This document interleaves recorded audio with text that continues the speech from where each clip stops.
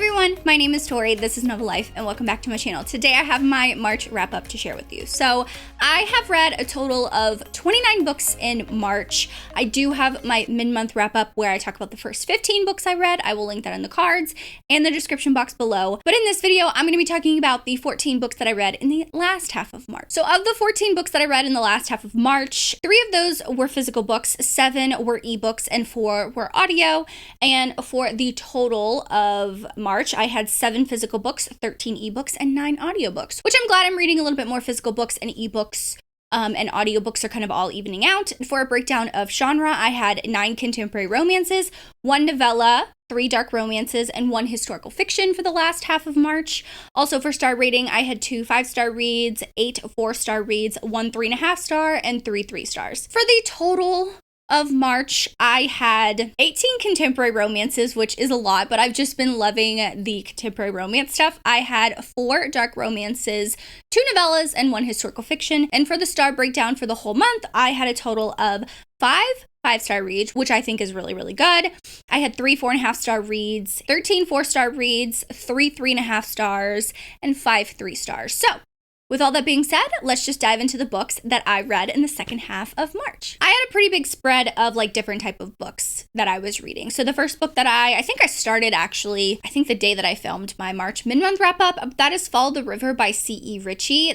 I read on Kindle Unlimited. It is on Kindle Unlimited. It is a first book in a duet, so it does end on a cliffhanger. This is an MM romance, and this is extremely emotional, very emotional. There's a lot of triggers in this book, so just be wary of that. It's a lot of this where you have one of the characters, Rain. He is very much trying to figure out who he is.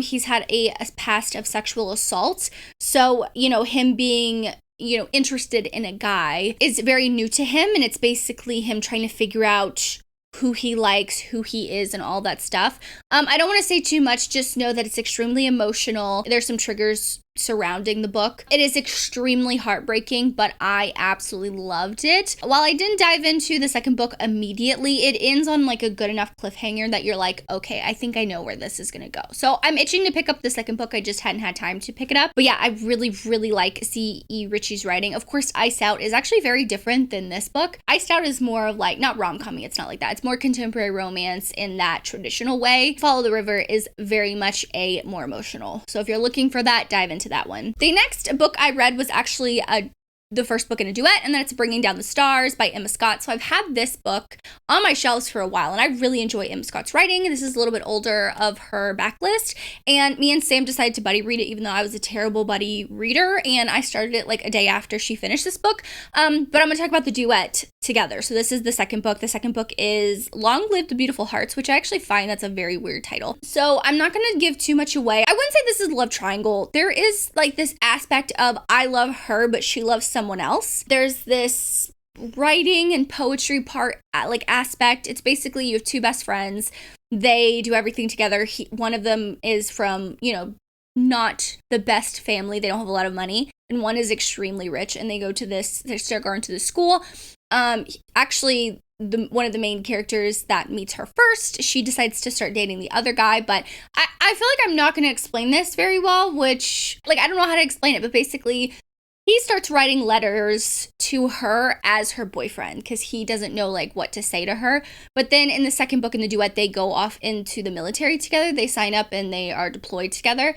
There is a representation of disability in the second book that I really, really, really love, as well as PTSD. Obviously, they come back and things are not the same. They're never going to be the same. So I really enjoyed this duet. I didn't even tell you what I rated it. I rated both books 4 stars. It was a solid duet. I really loved it. Then I read Halo by Ella Frank and Brooke Belaine. I read this for ebook. This was actually my friend Jess at Peace Love Books. She has a Patreon book club called the Fallen Book Club, and I do try and participate as many book clubs as I can. Sometimes I just don't get to it. She always does the live shows in the middle of the month, but she has an author join her, and her and Gianna Darling on her Patreon did a live show for this book, and it was really, really, really good, and I enjoyed it. It is a MM Rockstar Romance, basically the band. They are out of a lead singer. The lead singer just upped and left, completely left them, and they're looking for a new singer, and that's Halo. The other main male character calls him Angel because he looks like an angel. I really enjoyed this rockstar romance, especially the rockstar aspect of them going on tour and finding a new lead singer and how their fans are taking it. I didn't know that it continues into the next book. Like, it follows the same couple. I think this series does. So we don't really get there happily ever after, but we do get a happy for now. And I was good with that. So I gave that one 4 stars if I didn't say that. I'm doing an awful job telling you the rating. Sorry. The next book that I picked up was one that was in my Kindle Unlimited TBR video, and that was Midnight Kisses by Janine Benedict. So this is a contemporary romance. It's kind of a sports romance. There's not very much sports in there. I gave it 3 stars. I could see where this was going because it is one of those books where she is the coach's daughter. She knows that she's not supposed to get involved with anyone on her dad's team. But she's at a party and she meets this guy who's like out smoking a cigarette. He needs to like get away from people. And she doesn't know that he's part of the team. They have a one night stand. And when I tell you, it's not just a one night stand. They stay up and talk for hours and they have this instant connection. I love that. This book is like 500 something pages. It does not need to be that long. It did not need to be that long. She was working out some issues. He was also working out some issues. Of course, him being one of the coach's athletes that's on the team, that's a big deal. But it did not need to be that long, so I gave it 3 stars because it really lost me in the middle. It really lost me in the middle, and I kind of like checked out at parts. So yeah, that one was a little underwhelming, just considering how long it was, but I still enjoyed it. I think that if you're interested and you don't mind a long book, you can pick it up and see what you think about it. The next book I read was actually for a video, and that's Daisy Jones and the Six. I have a whole video talking about my book review of this, as well as the TV show and how it's comparatively, how well they adapted it. And I give this book 4 stars. I love Taylor Jenkins Reid in her writing. I think that she can write incredibly. This compared to all of her other books, like there's some that I put higher up there, you know what I mean? But I loved Billy and Camilla's story. I loved the aspect that Daisy was involved in. I loved the whole band aspect. I thoroughly enjoyed this one, so I gave it 4 stars. I read this and then immediately binged the TV show, and I really loved the TV show as well. So this one I'm not going to spend too much time on because I do have that video. I'll link it in the cards and the description box below. But it was good. I highly suggest checking this out. It is written in a interview style, which is very, very different, but I did not mind it. I actually found it very, very enjoyable and different than what she normally writes. The next book I read, which was actually a reread, and that is Credence by Penn Douglas. So I have a Patreon now. I did launch my Patreon this month, and I asked my patrons what book they would like me to reread. I gave them 4 choices. 50 or 60% of my patrons said Credence. I have a whole reading vlog on my Patreon. You can join and you can go watch that video now, but I had the best time rereading this book because I haven't reread it since I read it this time last year. I think it was in February last year, and I had the best time diving back into this book and being back with the characters. I annotated it, I tabbed it, I highlighted, I wrote in the book. I just had such a good time rereading it, and I gave it 5 stars. I still love it. I still relate to Tiernan and what she's going through, and yeah, I just adored her so much. I love her. I love her story. I love the guys, but I'm not going to say who she ends up with. It's not a wide choose, but she does have a thing with her step-uncle and her step-cousins, and they're up in the mountains together, stored away, forced proximity. It's great, fantastic, spicy, good time. Spicy, good time. Okay. The next book I read was Blame It on the Champagne by Fiona Cole. So my friend Jess and I at Peace Love Books, we are doing a read-along of the Blame It on the Alcohol series. It kind of started the second to last week in March, I think it was, and then we're reading a book a week, and our live show is going to be on April 10th. So I read one book because I was in the mood for this, and I gave this one 4 stars. 4.5 stars. I rated it 4 on Goodreads, but it's more like a 4.5. I enjoyed this one. So this one is the first in a series, and it's kind of like an arranged marriage type thing. And I personally really enjoy Fiona Cole's writing. I think that she writes really, really well. I think she can tell a story really, really well. What she did with the story, how it's like a marriage of convenience, but a little bit of a twist, if that makes sense. And I can't wait to discuss this. I'm not going to give you my full thoughts because we're going to discuss it on the live show.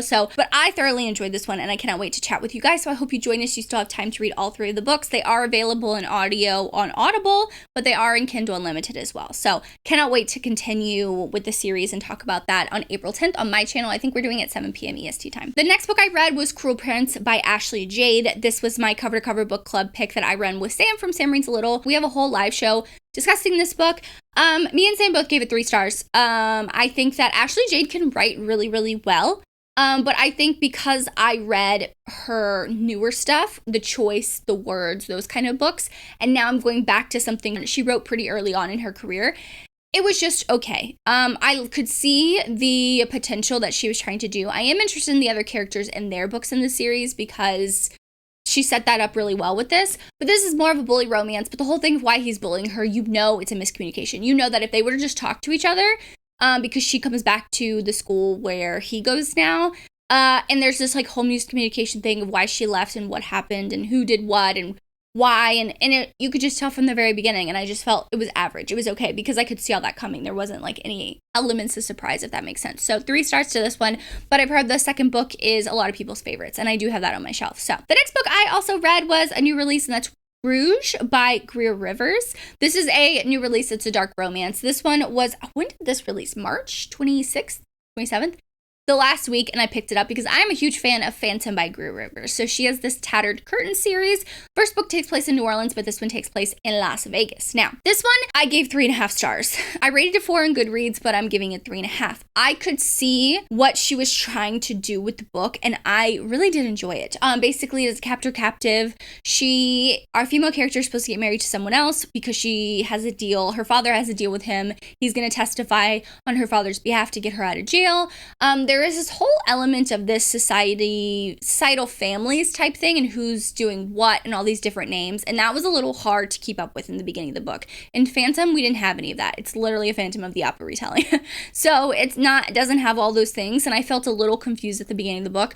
But he is a very protective male character, and he kidnaps her when she kind of kidnaps her. She kind of willingly does go. Like, they were supposed to be arranged to get married. This whole thing happened with her father. They broke off the engagement. Her father did, and now she's supposed to marry someone else. He's not gonna let that happen. He is, wanting to take revenge. It's either kill her, but he decides to marry her, take her to his like a penthouse apartment, keep her there. And then there's all these secrets of trying to figure out what kind of dirt like he has, the supposedly fiance has on the father and all this stuff like that. So it was more of like a mystery aspect in the romance. Most of the time they're actually apart.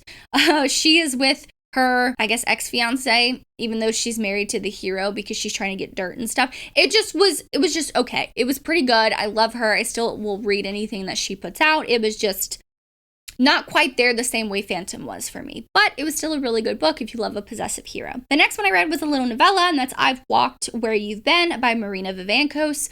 I've been picking up at least one book by Marina Vivancos a month just because Samantha from Books with Samantha loves her, and I've been wanting to read more, and they're novellas, so when I don't really know what to read, I just pick up and download one. This was also in my Kindle Unlimited TBR video. I gave this one 4 stars. I think Divine River so far is my favorite.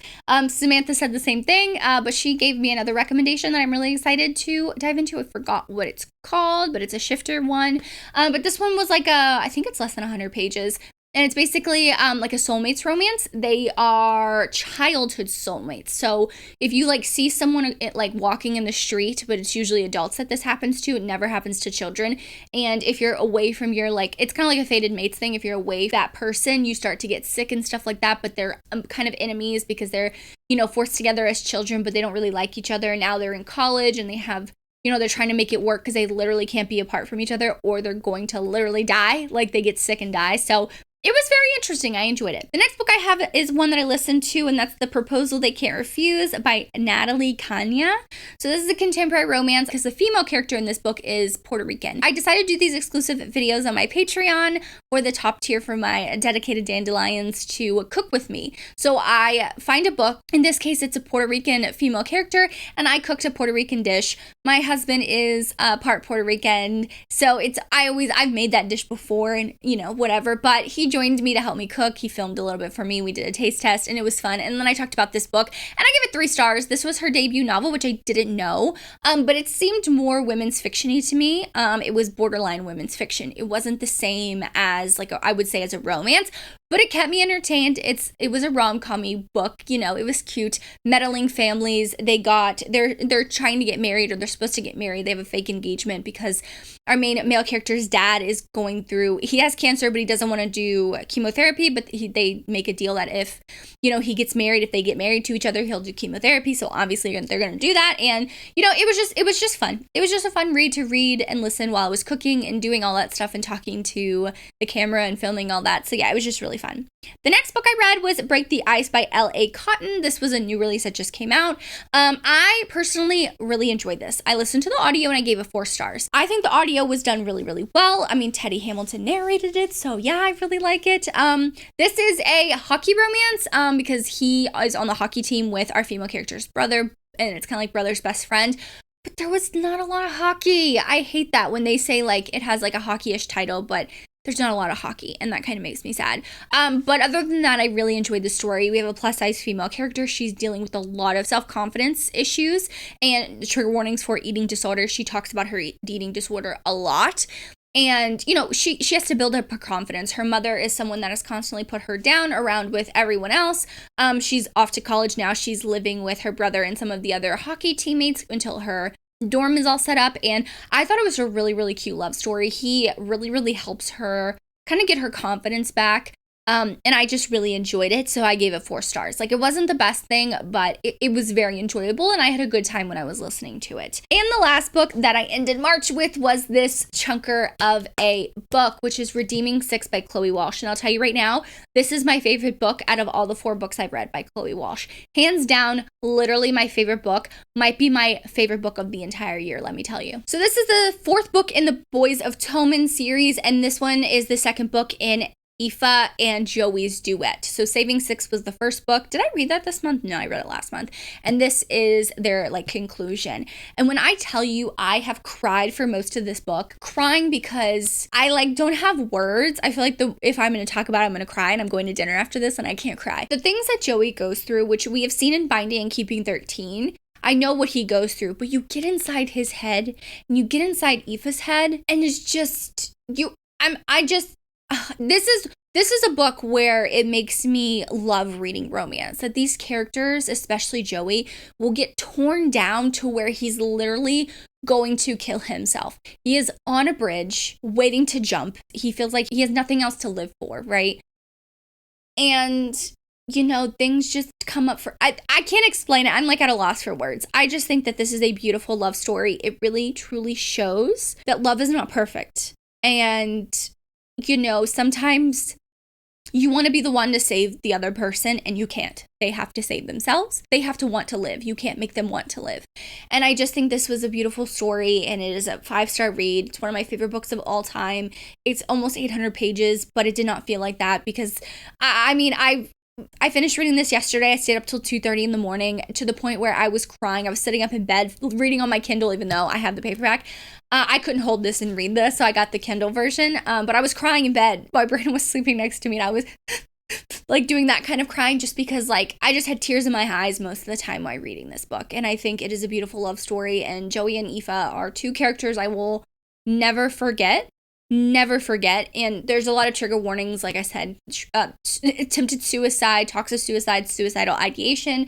There's Aoife's pregnant in this book. You see it in the other book. It's not like spoiler, like she's literally pregnant on the cover. There's just a death of family members, abuse, emotional abuse, physical abuse. There's all the triggers in this book. But when I tell you it is such a beautiful love story, it truly is. It is literally one of the most beautiful books I've ever read. I will always say that. This is one of this makes me love reading romance. This book makes me love reading romance. That's all I can say. I'm literally at a loss of words. I really don't know what else to say. But those are the 14 books that I read in the last half of March. You can let me know down below what was your favorite read of the month. Obviously, mine was Redeeming 6 by Chloe Walsh. I mean, are we surprised of how much I just talked about that book? But drop me, what kind of emoji? Just drop me a green heart emoji. It's the March end of the month wrap up, and you know, St. Patrick's Day and all that stuff. So drop me a green heart emoji in the comments down below. Thank you so much for watching. Make sure you like and subscribe for more content from me. As always, I hope you're living a novel life, and I will see you in my next one. Bye, guys.